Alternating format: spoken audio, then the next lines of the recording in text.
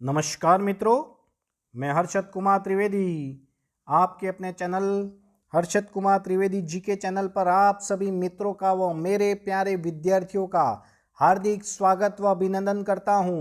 एक बार फिर से आपके लिए एक बहुत ही महत्वपूर्ण वीडियो है इतिहास में। भारत के इतिहास में मैं आज का जो महत्वपूर्ण टॉपिक है वो है मौर्य काल लाया हूं आपके लिए। मौर्य काल टॉपिक नंबर 9 हिस्ट्री इतिहास पढ़ रहे हैं। फर्स्ट ग्रेड की तैयारी करने वालों के लिए मैं इतिहास पढ़ा रहा हूं आपके चैनल पर।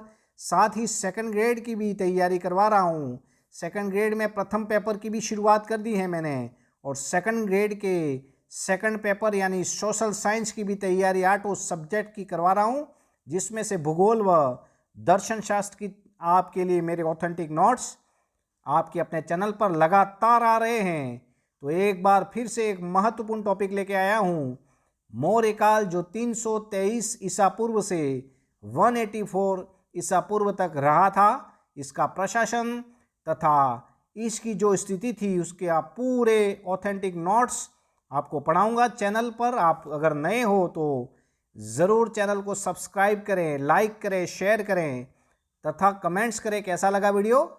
तो फॉलो करें मेरे को और अधिक से अधिक आपके ग्रुपों में ज़रूर शेयर करें। हर्षद कुमार त्रिवेदी चैनल, आपका अपना चैनल हर्षद कुमार त्रिवेदी जी के चैनल। तो शुरू करें हम मौर्य काल के बारे में। तो आइए मौर्य काल के बारे में हम शुरू करें हमारा वीडियो। तो देखिए आप, हमारा जो टॉपिक है वो है मौर्य काल। 323 बीसी से 184 बीसी तक यह काल रहेगा। मौर्य काल की जानकारी के स्रोत बहुत महत्वपूर्ण हैं, यहाँ से क्वेश्चन बनते हैं क्या क्या उसके जानकारी के स्रोत कौन से हैं। तो एक लेखक हैं सोमदेव। सोमदेव की पुस्तक का नाम है कथा सरित सागर, याद रखें, कथा सरित सागर से हमें मौर्य काल के बारे में जानकारी मिलती है। सोमदेव की कथा सरित सागर। क्षेमेंद्र की पुस्तक का नाम है वृहत मंजरी, जरूर याद रखें, वृहत मंजरी, और ये पुस्तक लिखी है क्षेमेंद्र ने। वहाँ से भी हमें मौर्य काल के बारे में जानकारी मिल रही है। पतंजलि के महाभाष्य से भी मौर्य काल के बारे में जानकारी मिल रही है। रुद्रदामन जो शासक था महाश्रतप के जूनागढ़ लेख से भी हमें मौर्य काल के बारे में जानकारी मिल रही है। बौद्ध ग्रंथ कौन कौन से हैं? दीप वंश हैं, महावंश पर टीका जो लिखा है, महाबोधि वंश तथा दिव्य वदान, जो भी ये बौद्ध ग्रंथ हैं वहाँ से भी हमें मौर्य काल के बारे में जानकारी मिल रही है। अर्थशास्त्र ग्रंथ जो चाणक्य ने लिखा, जिसे कौटिल्य व विष्णुगुप्त के नाम से जानते हैं, उनके अर्थशास्त्र से भी हमें मौर्य काल के बारे में जरूर जानकारी मिलती है। 15 अधिकरण थे अर्थशास्त्र के, 180 प्रकरण, 4वीं ईसा पूर्व में यह लिखा गया। इस ग्रंथ की तुलना मैकियावली जो इटली का एक प्रमुख इतिहासकार था, मैकियावली की रचना द प्रिंस से की गई है। तो क्वेश्चन बना है अर्थशास्त्र की तुलना, याद रखें, मैकियावली की पुस्तक का नाम है द प्रिंस से की गई है। तो अर्थशास्त्र लिखी है चाणक्य ने, तो वहाँ से भी हमें मौर्य काल के बारे में जानकारी मिल रही है। मेगस्थनीज की पुस्तक इंडिका से भी हमें जानकारी मिल रही है। अशोक के शिलालेखों से हमें, प्राकृत भाषा में लिखे गए उनके शिलालेखों से भी हमें मौर्य काल के बारे में जानकारी मिल रही है। तो हम विस्तृत मौर्य काल के बारे में आगे देखें तो चंद्रगुप्त मौर्य पहला शासक था। 323 बीसी से 298 बीसी तक रहा वह। बिंदुसार 298 बीसी यानी ईसा पूर्व से 272 ईसा पूर्व तक बिंदुसार रहेगा। सम्राट अशोक जो है वो 272 बीसी में गद्दी पर बैठेगा, 232 बीसी में वह रहेगा। और अंतिम शासक जो मौर्य वंश का वो है बृहदत्त, नाम सुना होगा, बृहदत्त को हराएगा शुंग वंश का शासक। आगे देखेंगे हम अशोक का द्विभाषीय लेख कौन से हैं। तो कंधार में शार ए कुमा नामक स्थान से हमें मिला है। ध्यान रखें, अशोक का द्विभाषीय लेख कहाँ से मिला है? तो कंधार में शाह ए कुबा नामक स्थान से मिला है। और कौन सी लिपि हैं दो जो है वहाँ है, वो है अरेमाइक व खरोष्टी, 2 लिपियाँ। तो ये क्वेश्चन बना है अशोक का द्विभाषीय लेख कहाँ से मिला है? कंधार में शार ए कुमा से। तो ध्यान रखें स्थान, और अरेमाइक व खरोष्टी लिपि है उसमें। अशोक के शिलालेखों की खोज किसने की है? तो 1750 में खोज की है पैट्रिक पैथलर ने। पैट्रिक पेट्रल ने, जबकि सर्वप्रथम उसे पढ़ा किसने है? 1837 में पढ़ा गया, जेम्स प्रिसेप ने पढ़ा है, जेम्स प्रिसेप ने पढ़ा। बात करें हम चंद्रगुप्त मौर्य की, 321 बीसी में गद्दी पर बैठेंगे 298 तक, ये 323 हैं और 298 बीसी तक रहेंगे ये चंद्रगुप्त मौर्य। चंद्रगुप्त मौर्य पाटलिपुत्र के निवासी थे, तो ध्यान रखना। जबकि जो चाणक्य उनके दरबार में जो थे प्रमुख, वो थे तक्षशिला के निवासी थे, दोनों में अंतर था। तो ये चाणक्य ने ही चंद्रगुप्त मौर्य को शासक बनाया था। आपको ये घटना मैंने बताई थी आपको, तो मैं एक बार फिर से बता देता हूँ कि ये जो चाणक्य थे, तो ये जो मौर्य वंश की स्थापना करते हैं चंद्रगुप्त मौर्य, तो चंद्रगुप्त मौर्य की स्थापना, जो मौर्य वंश की स्थापना करते हैं पाटलिपुत्र में, तो पाटलिपुत्र पर उस समय पहले जो, उससे पहले जो वंश था वो था नंदवंश। कौन सा था? नंदवंश। और नंदवंश के अंतिम शासक थे गणानंद। कौन थे? गणानंद। और इसी गणानंद के दरबार में चाणक्य रहते थे, लेकिन एक भरी सभा में, भरी समारोह में इस चाणक्य का अपमान किया गणानंद ने कुछ कारणों से। तो गणानंद ने अपमान किया चाणक्य का, तो चाणक्य वहाँ दरबार छोड़ के चले गए और उन्होंने एक प्रण लिया था कि जब तक मैं आपके वंश का, यानी नंद वंश का नाश नहीं कर देता, तब तक मैं चैन की सांस नहीं लूँगा। और वास्तव में चंद्रगुप्त मौर्य एक छोटा लड़का था जो एक खेल में खेल रहा था, सभी जो खेल रहे थे उसमें सबको हरा रहा था ये लड़का, तो उसको खरीद लिया चाणक्य ने। चंद्रगुप्त मौर्य था वह लड़का, और उसे फिर राजा बनाया।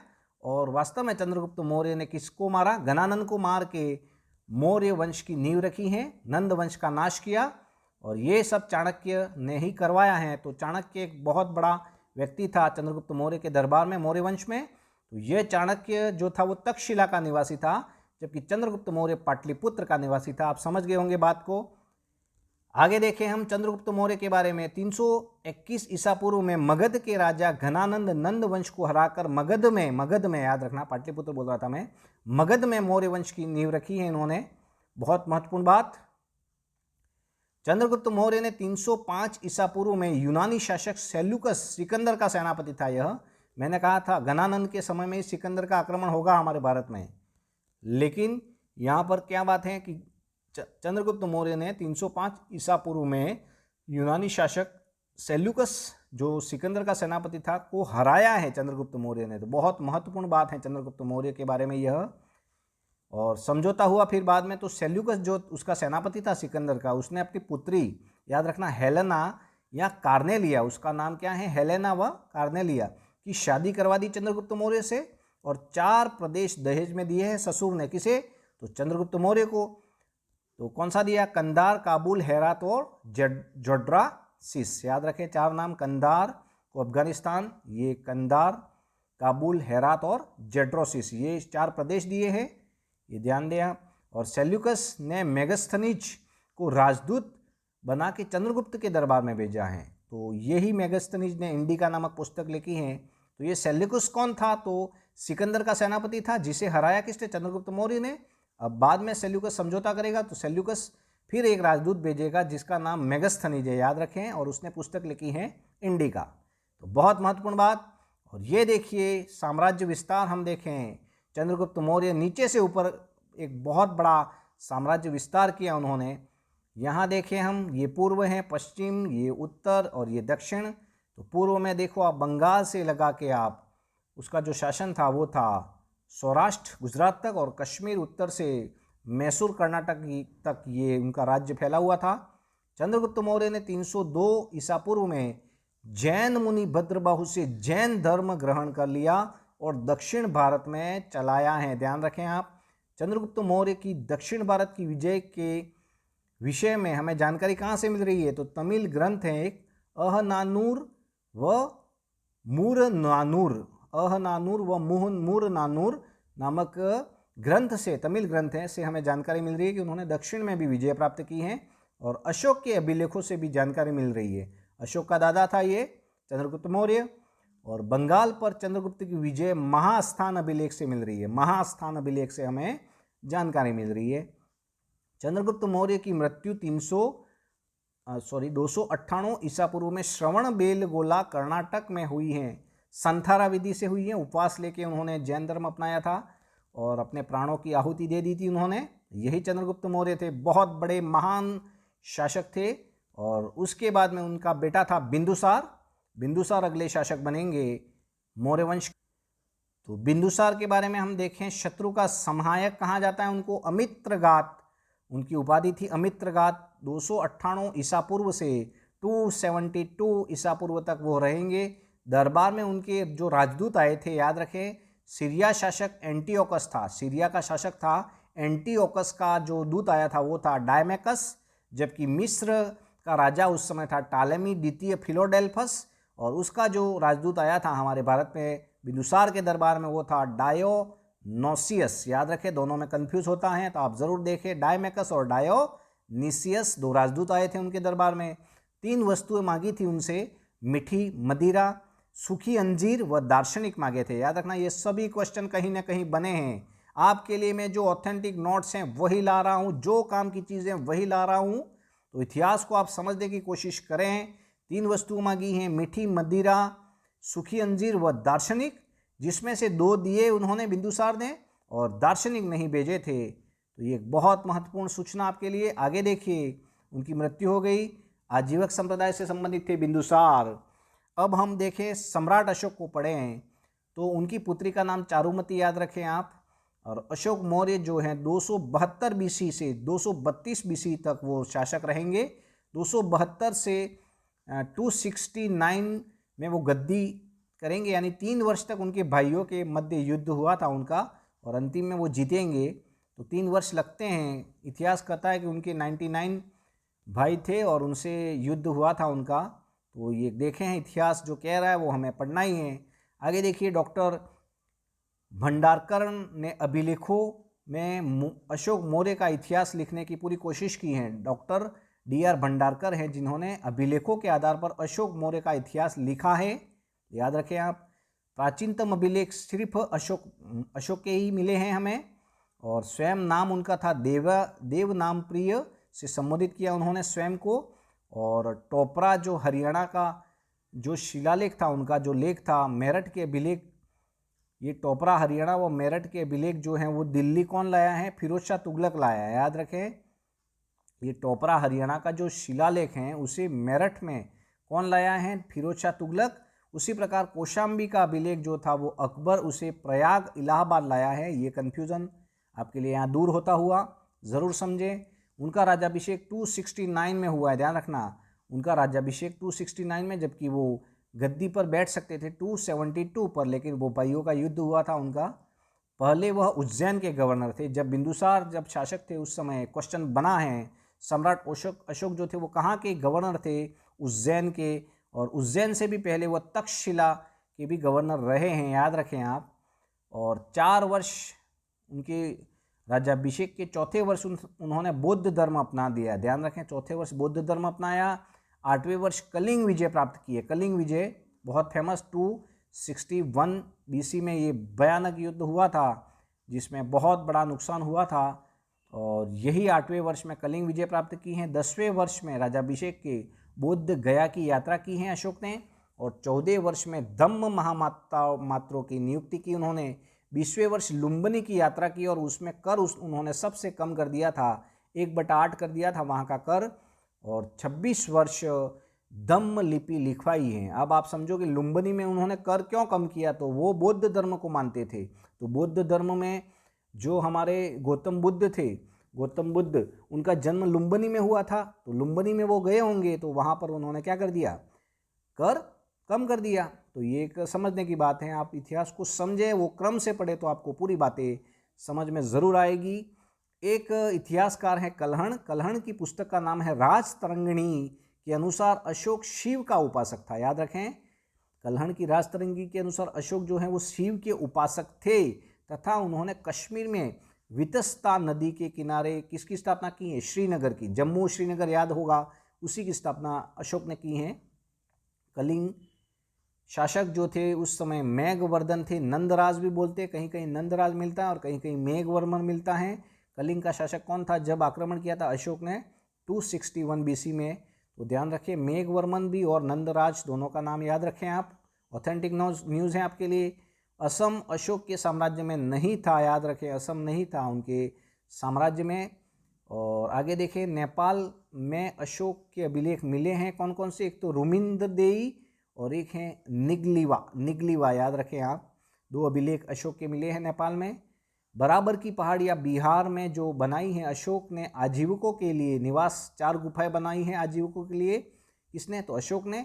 बराबर की पहाड़ियाँ कहाँ हैं? तो बिहार में। यही क्वेश्चन बना है। तो क्या कौन कौन सी गुफाएं बनवाई हैं? कर्ण, चौपार, सुदामा व विश्व झोपड़ी। कर्ण, चौपार, सुदामा व विश्व झोपड़ी बनवाई। दूसरे व 7वें स्तंभ लेख में धम्म की व्याख्या की है उन्होंने। दूसरे व 7वें स्तंभ लेख में धम्म की व्याख्या की है, ध्यान रखें आप। और आगे देखें, जो महत्वपूर्ण बातें हैं, जो क्वेश्चन बन रहे हैं वही ला रहा हूँ। धर्म प्रचारक जो थे कहाँ कहाँ भेजे थे अशोक ने? संघमित्रा व महेंद्र को उन्होंने श्रीलंका भेजा। मग्ग एक व्यक्ति था, उसको एपीरस में भेजा। अंतियोक को उन्होंने सीरियाई नरेश से मिलने के लिए। बौद्ध धर्म के प्रचारक ये हैं, याद रखें आप। बौद्ध धर्म के प्रचारक को कहाँ कहाँ भेजा, ये क्वेश्चन बनता है, तो आप जरूर इसे समझें। संघमित्रा महेंद्र को श्रीलंका भेजा, मिलान करो, ये क्वेश्चन आता है। मग को सप्रियस भेजा है, अंतियोक को सीरियाई नरेश भेजा है, तो ये बौद्ध धर्म के प्रचार के लिए भेजा था उन्होंने। अब महत्वपूर्ण बात करें हम शिलालेख उनके, और क्या शिलालेख क्या कह रहा है। उनके प्रमुख शिलालेख हम देखें तो प्रथम शिलालेख देखिए आप, समाज उत्सव निषेध, पशु बलि निषेध, सभी मनुष्य मेरी संतान हैं, यूँ कह रहे हैं पहले शिलालेख में सम्राट अशोक। द्वितीय शिलालेख जो है उसमें उसने पशु चिकित्सा, मानव चिकित्सा व चेर चोल पांडे का उल्लेख मिलता है हमें। ये क्वेश्चन बने हैं इसलिए ला रहा हूँ। तृतीय शिलालेख में हमें रज्जुकों की नियुक्ति, राज्यों की नियुक्ति, अधिकारियों की नियुक्ति कर रहे हैं वह। 5वें शिलालेख में धम्म महामात्राओं की नियुक्ति, धम्म के लिए उन्होंने महामात्राओं की नियुक्ति की है 5वें शिलालेख में। 9वें शिलालेख में हम देखें, हम 11वें शिलालेख में देखें तो धम्म विजय की विशेषताएं उसमें बताई गई हैं। 12वें शिलालेख में धार्मिक सहिष्णुता, महिला महामात्राओं की नियुक्ति की है। धार्मिक सहिष्णुता क्वेश्चन बनाया तो 12वां शिलालेख कह रहा है, तो बहुत महत्वपूर्ण बात। और 13वां शिलालेख तो आपको याद करना ही है, क्योंकि उसमें कलिंग युद्ध हुआ था और यहीं से उनका हृदय परिवर्तन हुआ था। कलिंग युद्ध में बहुत सारा खून बहा था, तो उनका हृदय जो है वो परिवर्तन हो गया और उन्होंने कहा कि अब से मैं युद्ध नहीं करूंगा। तो यही कलिंग युद्ध था जो 13वें शिलालेख में हमें जानकारी मिल रही है।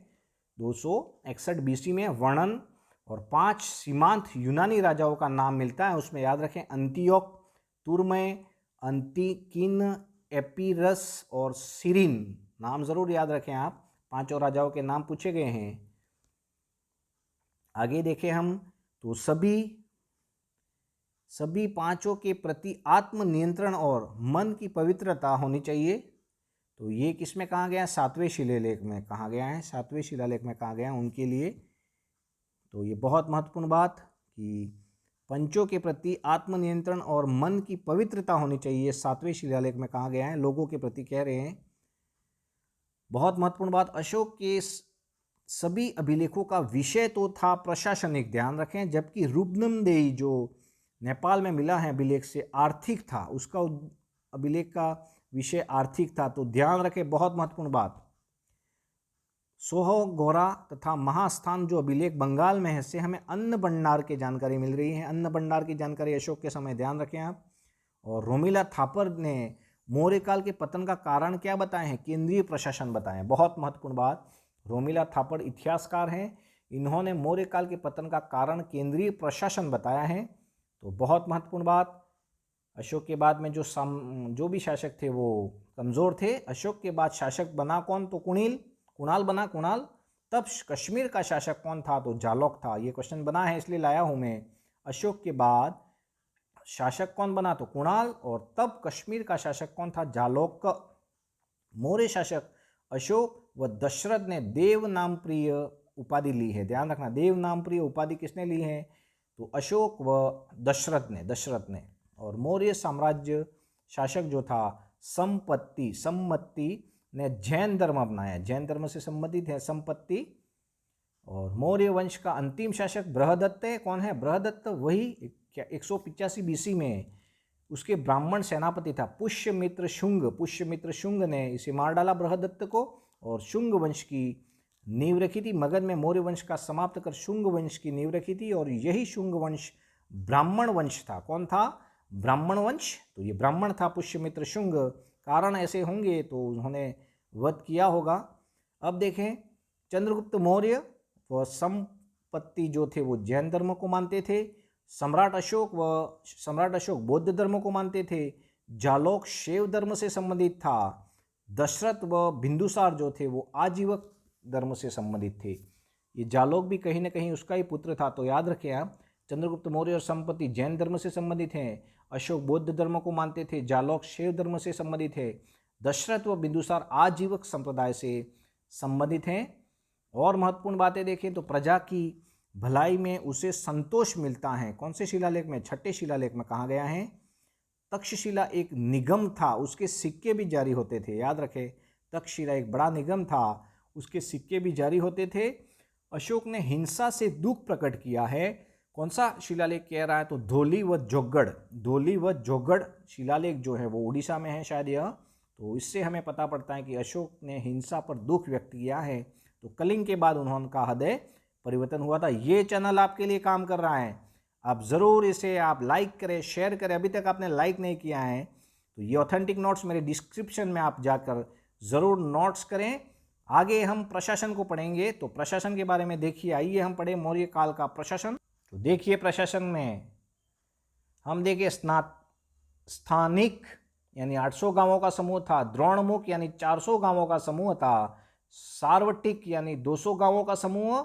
संग्रहण का मतलब 100 गांवों का समूह। ये मिलान करो, यूँ पूछा गया है। द्रोणमुख 400 गांव है, याद रखें आप, क्वेश्चन पूछा जाता है। और अधिकारी की नियुक्ति जो होती थी वो परीक्षा प्रणाली से होती थी और परीक्षा प्रणाली को उपाधान परीक्षण कहा जाता था।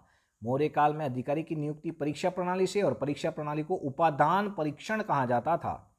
याद रखें आप, सर्वोच्च अधिकारी जो था वो उसे अमात्य या महामात्य कहते थे। सर्वोच्च अधिकारी को मौर्य काल में अमात्य या महामात्य कहते थे।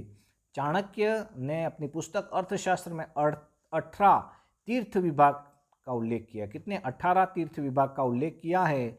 चंद्रगुप्त मौर्य के पास में 6 लाख सैनिक थे। कौन कहता है?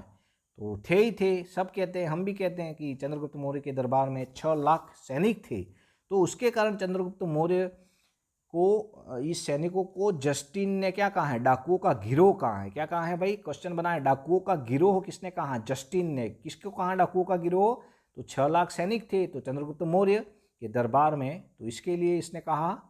अब देखो, मौर्य काल में 5 प्रांत थे और राजधानियां याद रखें, उनकी राजधानियां जरूर याद रखें आप। पहला देखो उत्तराखंड की राजधानी तक्षशिला थी। कलिंग की राजधानी तौसली थी। अवंती की राजधानी उज्जैनी थी। प्राची की राजधानी पाटलिपुत्र थी और दक्षिणापथ की राजधानी स्वर्णगिरी थी। तो आप मिलान करो, ये क्वेश्चन बनते हैं। उत्तरापथ तक्षशिला, कलिंग की तौसली, अवंती की उज्जैनी, प्राची की पाटलिपुत्र, दक्षिण पथ की थी स्वर्णगिरी। तो ये जरूर देखें आप। समाहर्ता किसे कहते थे? समाहर्ता ध्यान रखें आप, समाहर्ता राजस्व व्यवस्था का प्रधान अधिकारी जो था उसको समाहर्ता कहा जाता था। संधिदाता यानी राजकोष से संबंधित है। संधिदाता राजकोष से संबंधित। सीताध्यक्ष पूछा गया, बार बार पूछा गया। राजकीय भूमि की देखरेख करने वाला, राजकीय भूमि की देखरेख करने वाला मौर्य काल में कौन था? सीताध्यक्ष। पन्नाध्यक्ष, पन्नाध्यक्ष का मतलब व्यापार से संबंधित है। पन्नाध्यक्ष। लक्षणाध्यक्ष, लक्षणाध्यक्ष यानी टकसाल का प्रमुख था। टकसाल, टकसाल का प्रमुख लक्षणाध्यक्ष है, याद रखें। प्रदेष्टा यानी प्रदेष्टा किसे कहते थे? फौजदारी न्यायालयों का न्यायाधीश जो था वो प्रदेष्टा था। फौजदारी न्यायालयों का न्यायाधीश जो था वो प्रदेष्टा था। आटविक, याद रखें, वन विभाग का अधिकारी है आटविक। लवणाध्यक्ष, लवणाध्यक्ष यानी नमक अधिकारी था। और सूत्राध्यक्ष, याद रखें, सूत्राध्यक्ष यानी उद्योग धंधों का प्रमुख व्यक्ति जो था उसको सूत्राध्यक्ष कहा जाता था। राजूक यानी ग्राम में कर वसूल करने वाला, गांवों में कर वसूल करने वाले को राजूक कहा जाता था। ये अशोक ने ये पद सर्जित किया था। तो बहुत बड़ा एक साम्राज्य था मौर्य काल। आप समझ सकते हो, इतनी बड़ी व्यवस्था उस समय थी जितनी व्यवस्था अभी नहीं हो सकती।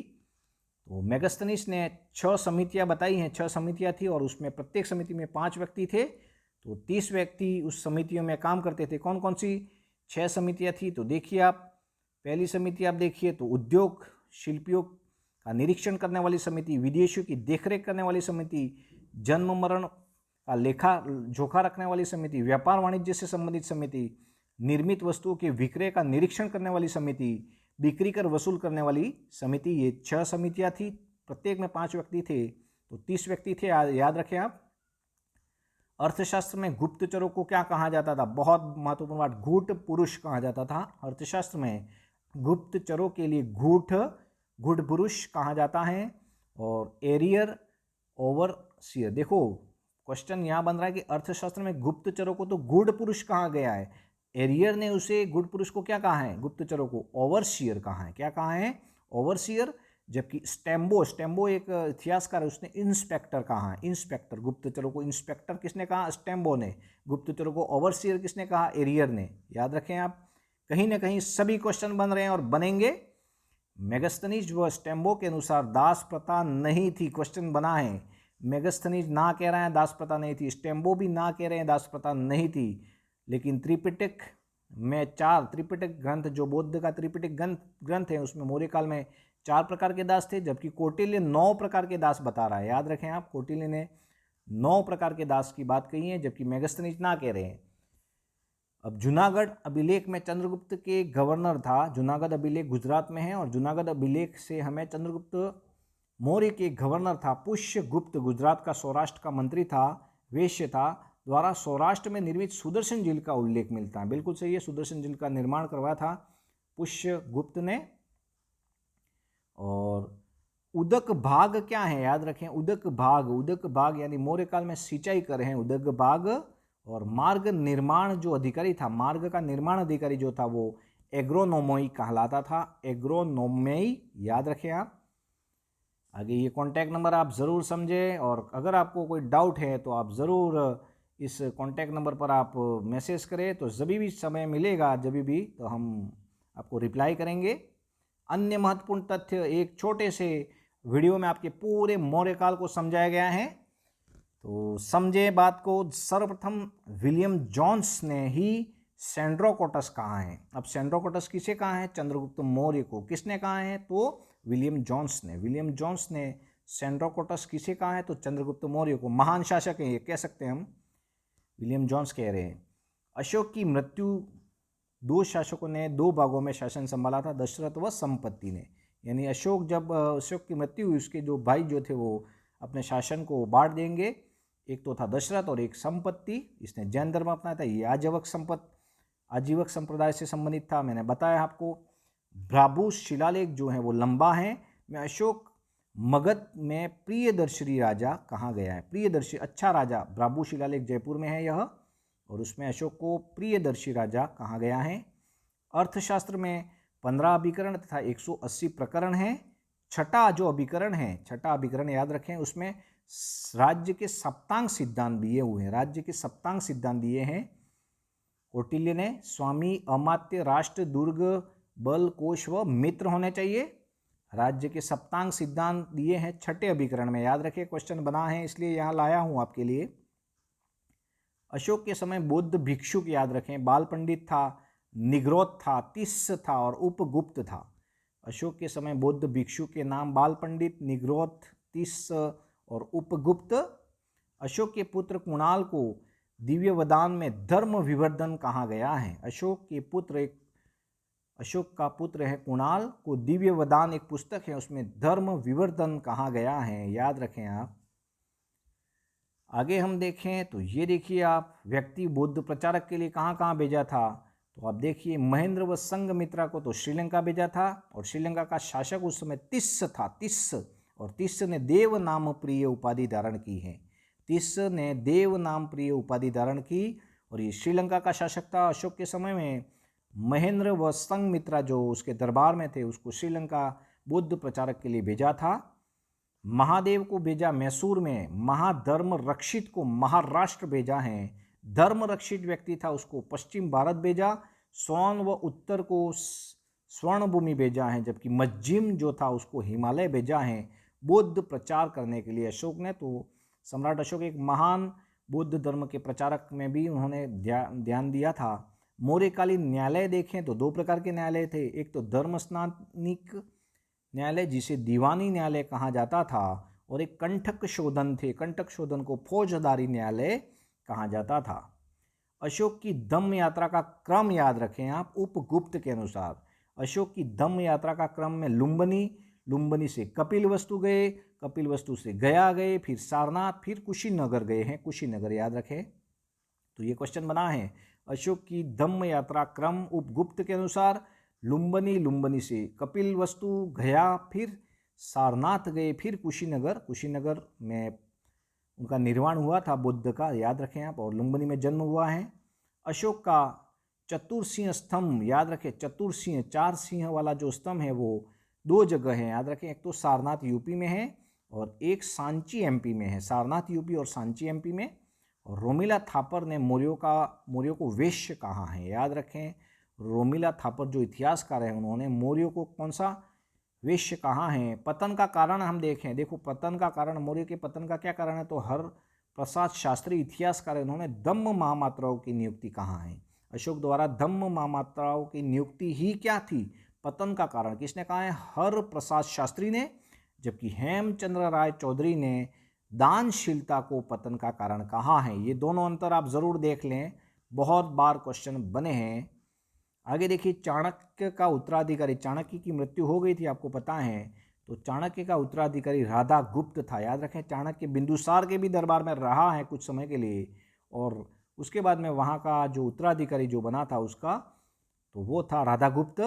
और सेल्यूकस ने चंद्रगुप्त को 4 प्रांत दिए थे, सेल्यूकस ने चंद्रगुप्त को 4 प्रांत दिए थे, एरिया हेरात, अर्कोशिया यानी कंधार, जेड्रोशिया यानी बलूचिस्तान, और पेम्पाई निमियाई यानी काबुल। ये चारों नाम जरूर याद रखें आप, एरिया हेरात, अर्कोशिया यानी कंधार, जेड्रोशिया यानी बलूचिस्तान, पेम्पोइन निमदाई यानी काबुल।